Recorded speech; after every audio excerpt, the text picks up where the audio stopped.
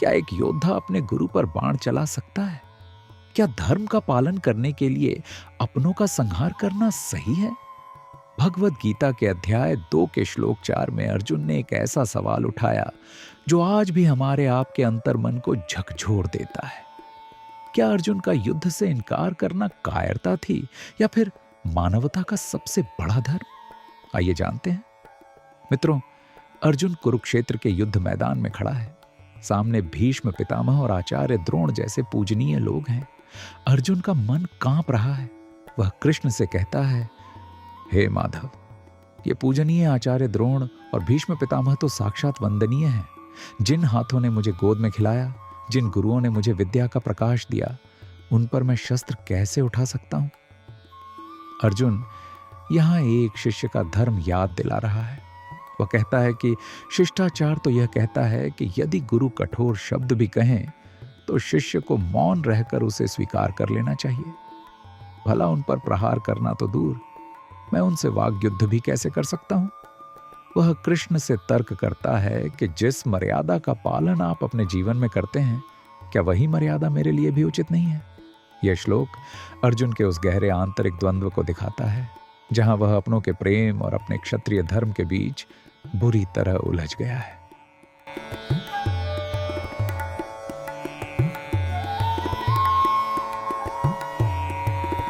भगवत गीता अध्याय 2 श्लोक 4। अर्जुन उवाच कथम भीष्मं संख्ये द्रोणं च मधुसूदन इषुभिः प्रत्योत्स्यामि पूजार्हा वृसूदन। 4 इसका अर्थ है, अर्जुन ने कहा, हे शत्रुहंता, हे मधुसूदन, मैं युद्धभूमि में किस तरह भीष्म तथा द्रोण जैसे पूजनीय व्यक्तियों पर उलटकर बाण चलाऊंगा?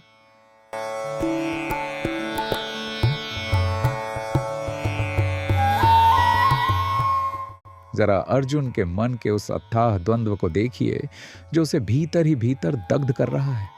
वह कांपती आवाज में अपने प्रभु से संवाद कर रहा है।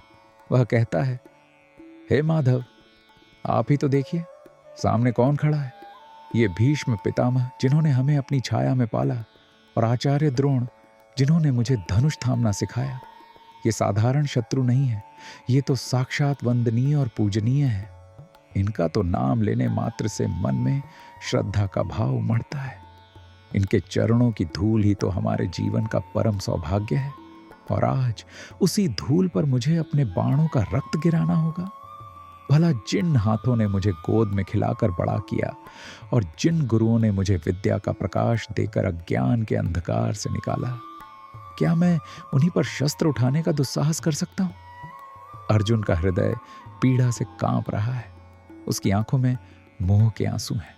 वह कहता है, हे कृष्ण, शास्त्रों और शिष्टाचार का तो यही नियम है कि यदि गुरु कठोर वचन भी कहें या कभी रुष्ट भी हो जाए, तो शिष्य का धर्म है कि वह मौन रहकर उसे स्वीकार करे। उन्हें प्रेम से ही शांत करना धर्म है, न कि उन पर प्रहार करना। भला गुरुओं पर बाण चलाना तो दूर की बात है, मैं तो उनसे वाग्युद्ध अर्थात वाद विवाद भी करने की कल्पना नहीं कर सकता। अर्जुन का हृदय अब भी शांत नहीं हुआ है। वह एक बहुत गहरा और तार्किक प्रश्न पूछता है, हे माधव, एक बार अपनी ओर देखकर बताइए, क्या आप कभी अपने पितामह पर हाथ उठा सकते थे? क्या आप अपने नाना उग्रसेन का अनादर कर सकते थे? क्या आप अपने गुरु सांदीपनि मुनि पर शस्त्र चलाने का विचार भी मन में ला सकते थे? नहीं ना? तो फिर आप ही बताइए, जो मर्यादा आप अपने दिव्य जीवन में निभाते हैं, क्या वही मर्यादा मेरे लिए अनुचित है? क्या धर्म के नाम पर मुझे अपने ही कुल के वृद्धों का रक्त बहाना चाहिए? अर्जुन के ये तर्क केवल शब्द नहीं है, ये एक शिष्य के उस अगाध प्रेम और भक्ति की चीख है जो उसके रोम रोम में बसी है। वह इस समय एक योद्धा नहीं, बल्कि एक विवश शिष्य है। वह युद्ध के उस विशाल धर्म और अपनी व्यक्तिगत निष्ठा के बीच एक ऐसे धर्म संकट में फंसा है जहां उसे विजय में भी पराजय दिखाई दे रही है। उसका यह तर्क उसके व्यक्तित्व के उस कोमल पक्ष को उजागर करता है जो जीत से ज्यादा अपनों के प्रति अपने कर्तव्य को महत्व देता है।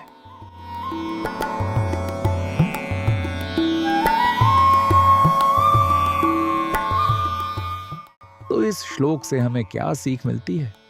यह श्लोक हमें सिखाता है कि जीवन में कई बार ऐसी स्थितियां आती हैं जहां हम अपने सबसे प्रिय और पूजनीय लोगों को ही अपने मार्ग में बाधा पाते हैं। अर्जुन का यह सवाल कोई साधारण सवाल नहीं है। यह एक शिष्य की अपने गुरु के प्रति अगाध निष्ठा और करुणा है। लेकिन याद रखिए, धर्म कभी कभी बहुत कठोर होता है। यह श्लोक हमें यह सोचने पर मजबूर करता है कि क्या हम भी अपने जीवन के महायुद्ध में मोह के वश में होकर अपने कर्तव्य से पीछे हट रहे हैं।